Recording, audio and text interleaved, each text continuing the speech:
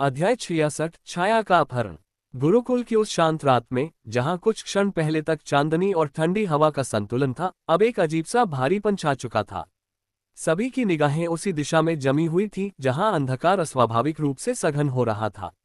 वह साधारण अंधेरा नहीं था, वह जीवित प्रतीत हो रहा था। आचार्य विष्णुगुप्त की आंखें संकुचित हो गईं।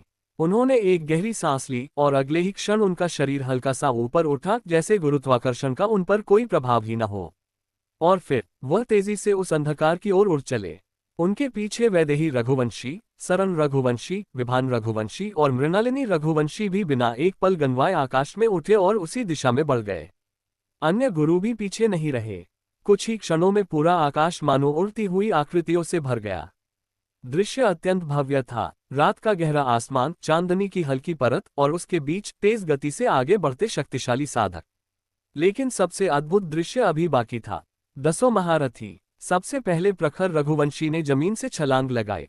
उसका शरीर हवा में उठा और वह स्थिरता के साथ आगे बढ़ गया। उसके पीछे आर्यव रघुवंशी था, जिसकी गति शांत लेकिन अत्यंत नियंत्रित थी, जैसे वह हवा के साथ बह रहा हो। वेदांत रघुवंशी ने अपनी आंखें बंद की और एक पल में ही उसका शरीर ऊपर उठ गया। उसके चारों ओर एक रहस्यमयी आभा लिपटी हुई थी। अद्वैका रघुवंशी की गति तीव्र और सीधी थी, जैसे एक चमकती हुई रेखा अंधेरे को चीर रही हो।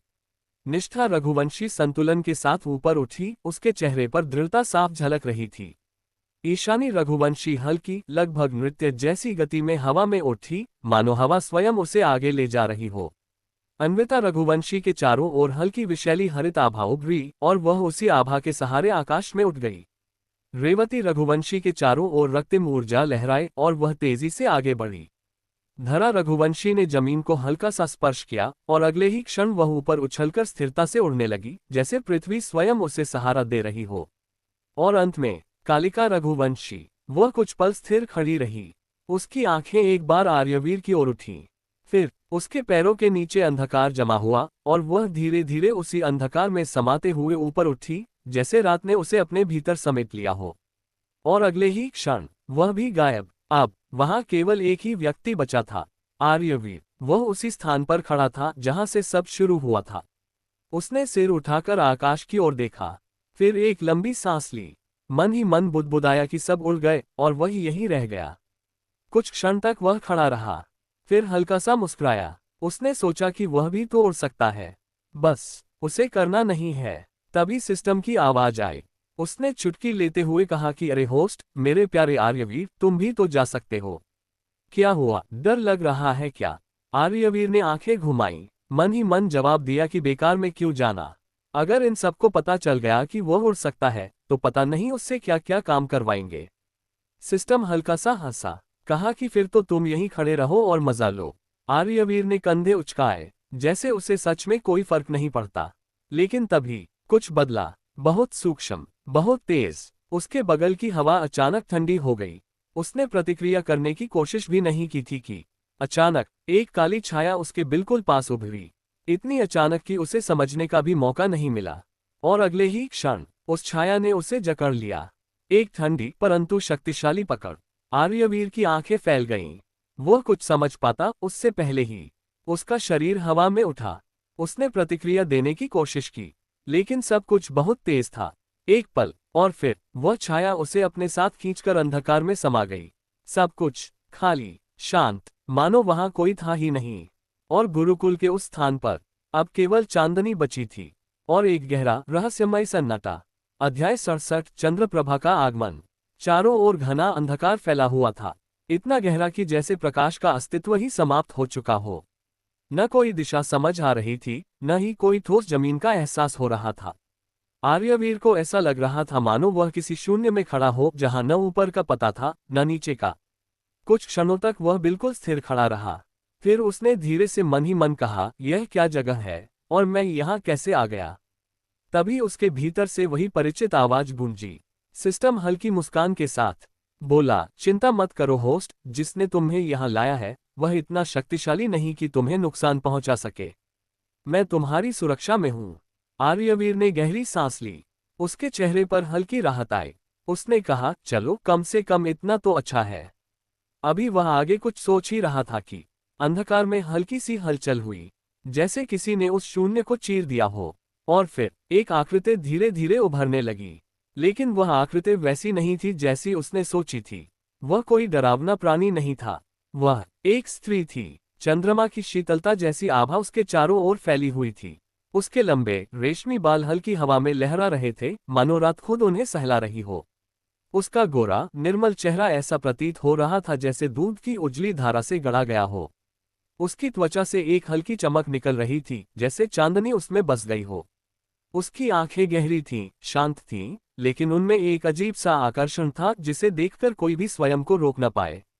वह थी चंद्रकुल की प्रमुख चंद्रप्रभा। वह धीरे धीरे आगे बढ़ी। उसके चेहरे पर एक हल्की रहस्यमयी मुस्कान थी। उसने बिना आर्यवीर की ओर देखे कहा, क्या हुआ सोमकेतु, इस बच्चे को लाने में कोई समस्या तो नहीं हुई? अंधकार के एक कोने से एक और आकृति उभरी। सोमकेतु। वह झुक गया और बोला, नहीं संप्रदाय गुरु, कोई समस्या नहीं हुई। चंद्रप्रभा ने अब अपनी नजरें आर्यवीर पर टिकाईं। वह उसके सामने आकर रुकी। कुछ पल तक उसे देखती रही, जैसे उसकी हर परत को पढ़ रही हो। फिर हल्की मुस्कान के साथ बोली, कैसा लगा बच्चे, इस तरह उठाकर लाना? आर्यवीर ने भी मुस्कुराते हुए जवाब दिया, अभी तो कुछ समझ ही नहीं आया, और वैसे भी मैं अभी इतना बड़ा नहीं हुआ हूँ। मैं तो बस 5 साल का ही हूँ। ये सुनकर चंद्रप्रभा की मुस्कान और गहरी हो गई। उसने धीरे से कहा, कमाल है, 5 साल की उम्र में ही इतने दुश्मन। सोच रही हूँ बड़े होकर तुम क्या बनोगे? आर्यवीर ने हल्का सा सिर टेढ़ा किया और मुस्कराते हुए पूछा, क्यों, आप भी मेरी दुश्मन हो क्या? चंद्रप्रभा हल्के से हंसी। उसकी हंसी भी चांदनी जैसी ही कोमल थी। उसने कहा, नहीं बच्चे, मैं तुम्हारी दुश्मन नहीं हूँ, मैं तो तुम्हारी मित्र हूँ। कुछ पल की खामोशी के बाद उसने हाथ आगे बढ़ाया और बोली, क्या मेरे साथ घूमने चलोगे? आर्यवीर ने बिना किसी झिझक के मुस्कराते हुए कहा, क्यों नहीं, बिल्कुल चलूंगा।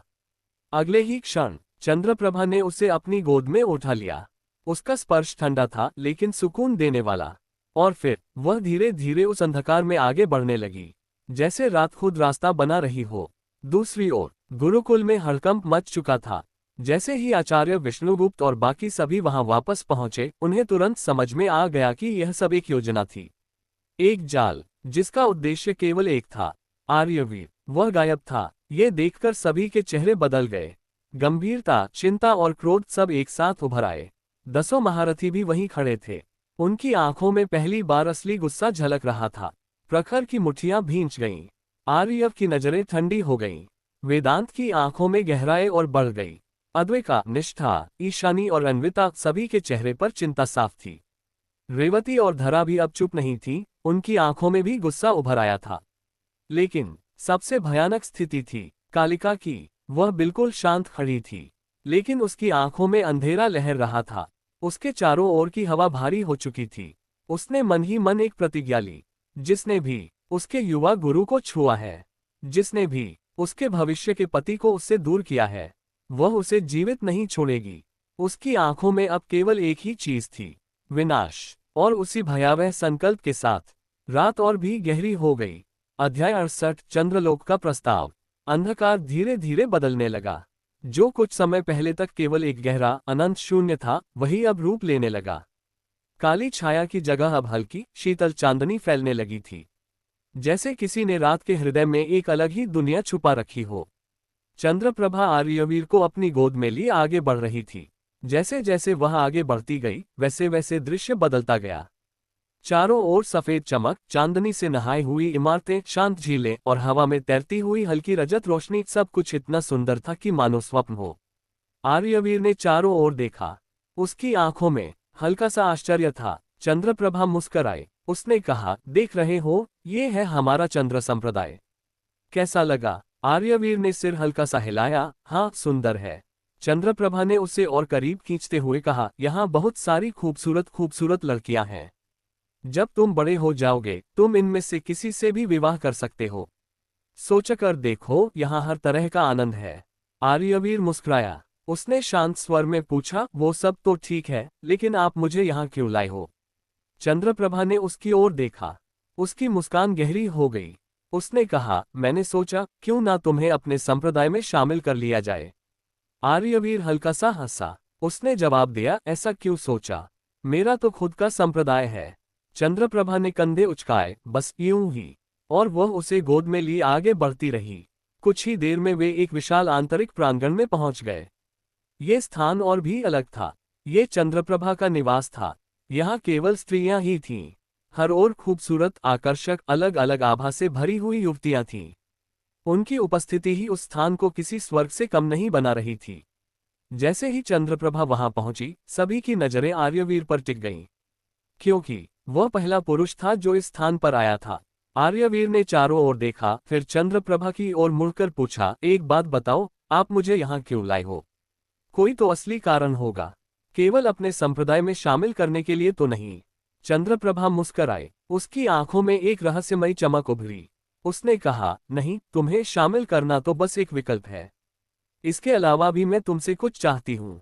आर्यवीर ने हल्का सा सिर झुकाया, बताए, जो काम होगा मैं कर दूंगा। चंद्रप्रभा ने धीरे से आवाज लगाई, चंद्रोरूपा। कुछ ही क्षणों में एक और आकृति वहां प्रकट हुई। चंद्रोरूपा। वह बिल्कुल चंद्रप्रभा की तरह ही अनुपम सुंदर थी, लेकिन उसके चेहरे पर एक अलग ही चंचलता थी। उसकी मुस्कान जीवंत थी, उसकी आंखों में शरारत थी, और उसकी उपस्थिति में एक ऐसा आकर्षण था कि कोई भी उसे देखकर मोहित हो जाए। उसे देखकर यह कहना गलत नहीं होता कि यदि खूबसूरती की कोई मिसाल हो सकती है तो वह चंद्ररूपा थी। चंद्रप्रभा ने उसकी ओर इशारा किया और शांत स्वर में कहा, मैं चाहती हूं तुम इससे विवाह करो। एक पल के लिए समय जैसे रुक गया। आर्यवीर बाहर से शांत था, लेकिन उसके मन के भीतर पूरी तरह हड़कंप मच चुका था। वह मन ही मन चिल्लाने लगा, ये क्या हो रहा है? मैं किस दुनिया में आ गया हूँ? जो भी आता है बस शादी की ही बात करता है। क्या सब पागल हो गए हैं या मैं ही पागल हो गया हूँ? तभी सिस्टम की आवाज आई। वह हंस रहा था। उसने कहा, अरे वाह आर्यवीर, तेरे तो मजे हैं। मुझे भी तुझसे जलन हो रही है। आर्यवीर ने मन ही मन जवाब दिया, तू भी तो लड़की ही है ना? सिस्टम कुछ पल के लिए चुप हो गया, फिर बोला, हाँ यार, ये तो मैं भूल ही जाता हूँ कि मैं खुद एक लड़की सिस्टम हूँ। उसके स्वर में हल्की सी नाराजगी आ गई। फिर बोला, चलो कोई नहीं, कम से कम तेरे लिए ही सही। बाहर। चंद्रप्रभा फिर बोली, क्या हुआ? तुम चुप क्यों हो? आर्यवीर ने हल्की मुस्कान के साथ कहा, वो क्या है ना, मैं पहली बार अपने घर से बाहर आया हूँ। मुझे नहीं पता शादी क्या होती है। चंद्रप्रभा के होठों पर एक खतरनाक रहस्यमयी मुस्कान उभरी। उसने धीरे से कहा, कुछ नहीं, बस तुम दोनों साथ बैठोगे, कसम खाओगे कि जीवन भर एक दूसरे का साथ दोगे, बस हो गई शादी। वह थोड़ी झुकी और फुसफुसाते हुए बोली, और बदले में तुम्हें इतनी खूबसूरत लड़की मिलेगी। तुम्हें पसंद नहीं आए? आर्यवीर अंदर ही अंदर तड़प उठा। उसने मन ही मन कहा, खूबसूरत है तो क्या हुआ, मैं खुद 5 साल का बच्चा हूँ। कुछ तो शर्म कर लो तुम लोग, सिर्फ नाम के अमर हो। इससे अच्छी तो मेरी दुनिया थी, वहां ऐसा करते तो अब तक तुम पर केस हो चुका होता। उसने आंखें बंद की और मन ही मन बुदबुदाया, हे भगवान, बचा ले मुझे, कहाँ फंस गया मैं। अध्याय 69, जाल या अवसर। आंतरिक प्रांगण में चांदनी स्थिर थी, लेकिन वातावरण में एक अनकहा दबाव फैल चुका था। आर्यवीर बाहर से शांत खड़ा था, लेकिन भीतर उसका दिमाग तेजी से चल रहा था। हे भगवान, बचा ले मुझे, ये सब क्या चल रहा है? वह मन ही मन बुदबुदाया। उसकी नजर सामने खड़ी चंद्रप्रभा और चंद्ररूपा पर गई। दोनों मुस्कुरा रही थीं, लेकिन वह मुस्कान सामान्य नहीं थी। तभी चंद्रप्रभा ने फिर पूछा, क्या सोच रहे हो बच्चे, इतना समय क्यों ले रहे हो? आर्यवीर ने गहरी सांस ली, फिर चेहरे पर हल्की मासूमियत लाते हुए बोला, मैं अभी छोटा हूँ। मुझे सच में समझ नहीं आता कि ये विवाह क्या होता है। अगर मैं बिना समझे कुछ कह दूं तो वो गलत नहीं होगा क्या?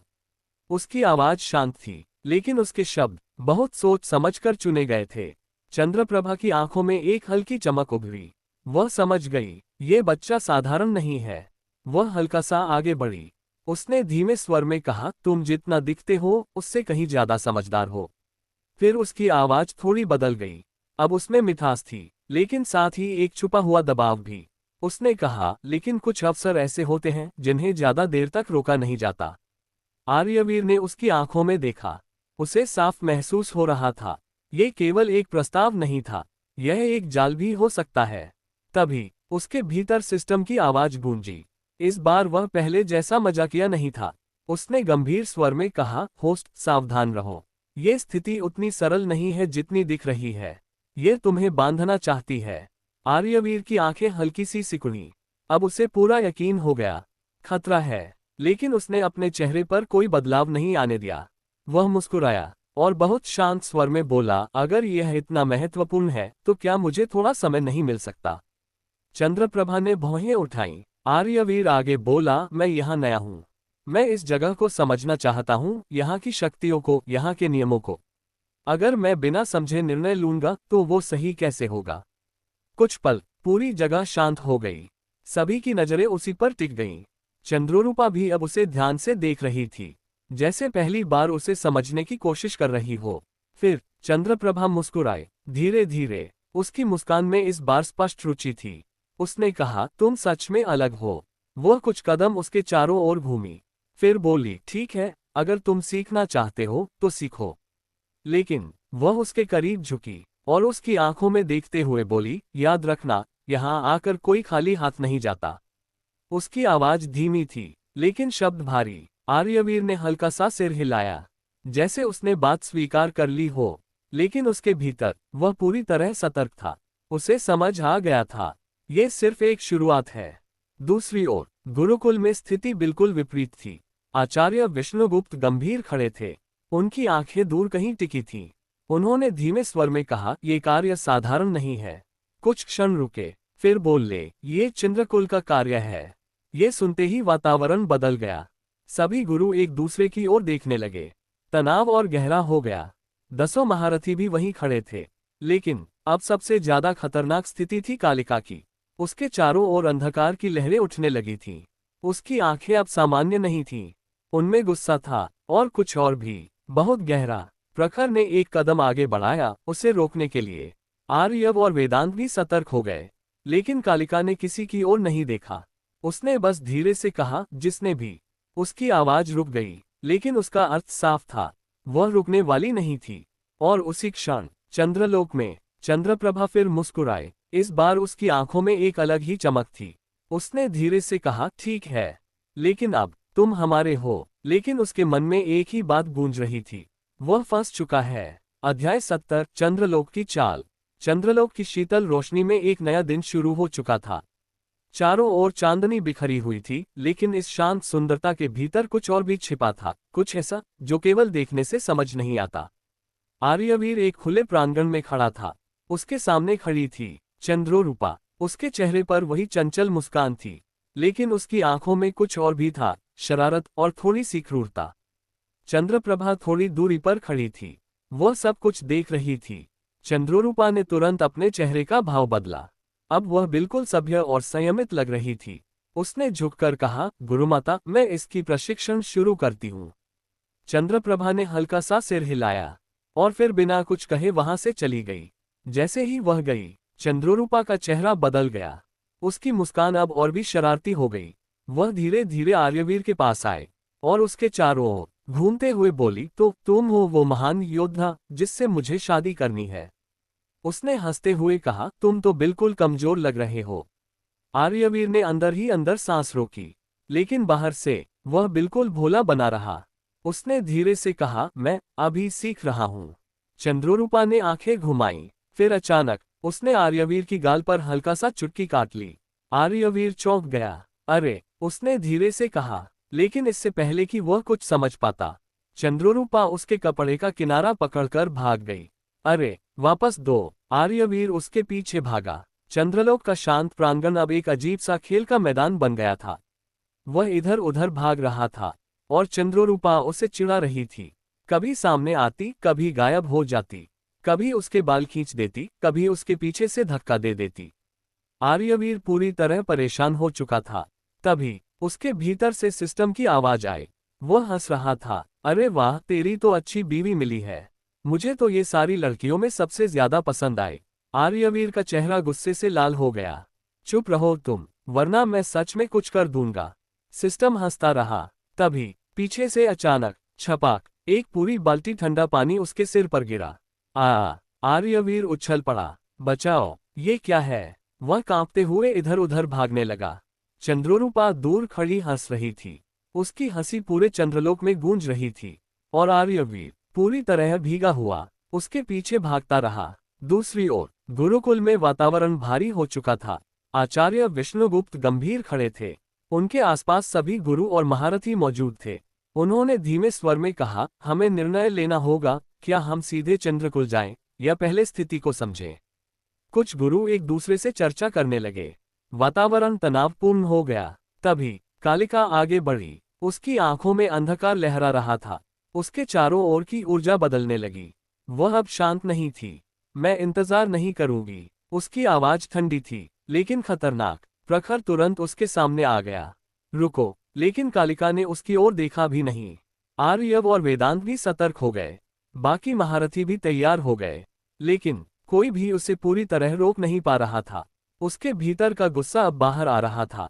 उधर चंद्रलोक में चंद्रप्रभा दूर खड़ी थी। वह आर्यवीर को ध्यान से देख रही थी। उसकी हर हरकत, हर प्रतिक्रिया, जैसे वह उसे पढ़ रही हो।